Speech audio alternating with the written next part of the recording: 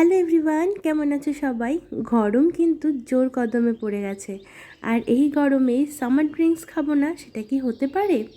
আর summer ড্রিঙ্কসের মধ্যে আমরা সচরাচর ওই মৌসম্বির জুস বা ওয়াটারমেলন মানে তরমুজের জুসটাই কিন্তু বেশি প্রেফার করি। আর আমাদের এদিকে গ্রামাঞ্চলে এই বেলের শরবতের খুব রেওয়াজ আছে।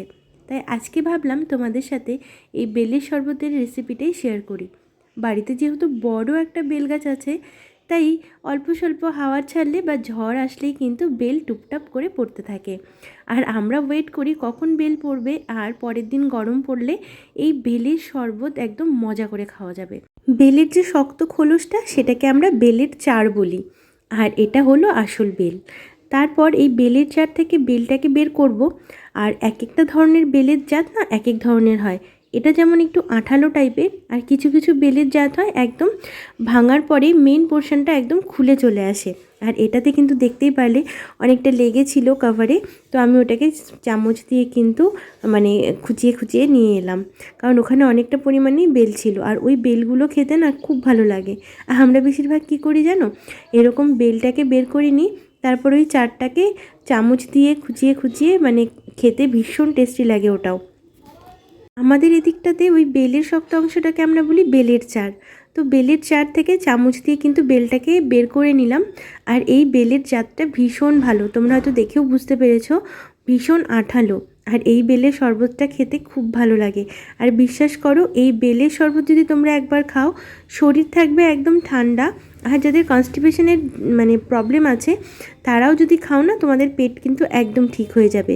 এই বেলের যে এত গুণ তা বলে শেষ করা যাবে না। তারপর জল দিয়ে ভালো মতন চটকে নিলাম। তোমরা চাইলে চামচ বা স্প্যাচুলা দিয়েও চটকাতে পারো, আমি হাতটাই প্রেফার করলাম। তারপর চটকানোর পরে এই রকম জল দিয়ে বেলের পাল্পটাকে বের করে নেব আরেকটা পাত্রে। আর যখন তোমরা পাল্পটা বের করবে, দেখবে ছাঁকনির নিচেও কিন্তু অনেকটা পরিমাণে পাল্প লেগে থাকে। তো সেটাকেও কিন্তু একদম কাচিয়ে নিয়ে তারপর বেলের শরবতে দিতে পারো। তারপর ওপর থেকে ছড়িয়ে দিলাম টেস্টের জন্য আর কি সামান্য নুন। আর এখানে আমি গুড়ের গুঁড়ো দিচ্ছি, মানে জাগেরি পাউডার। তোমরা চাইলে এই দুটোই স্কিপ করে দিতে পারো। আর ভীষণ গরম ছিল, যেহেতু বৃষ্টির পরের মানে রৌদ্র ছিল, তো ভীষণ গরম ছিল, তাই জন্য একটু বরফ দিয়ে নিলাম। এরপর এটাকে ভালো মতন মিক্স করে একটা কাঁচের গ্লাসে ঢেলে নিয়ে তারপর এটাকে সার্ভ করব। আর তোমরা চাইলে কিন্তু শুধুমাত্র এই পাল্পটার মধ্যে ঠান্ডা জল দিয়েও সার্ভ করতে পারো, তার জন্য কোনো কিছুর দেওয়ার মানে প্রয়োজন নেই।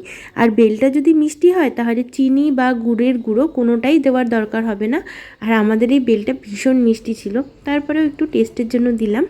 আর তোমরা চেষ্টা করবে সব কিছু স্কিপ করে বেলের শরবত খাওয়ার। টাটা।